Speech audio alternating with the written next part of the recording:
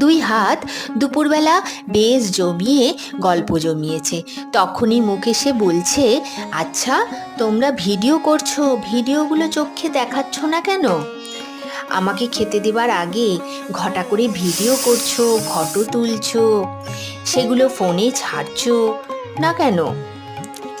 কবে সেই ঘুগনি করেছো? বেশ স্বাদ হয়েছিল কিন্তু। ভিডিওগুলোকে এবার ছাড়ো, চোখ দেখে চোখটা জুড়োক চোখের।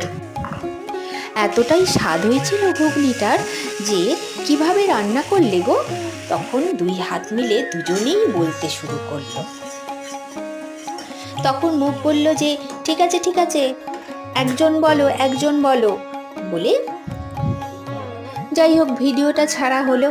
চোখ দেখে বলল, বাহ বৌমশাই, বেশ তো নতুন নতুন স্বাদের রান্না খাচ্ছো।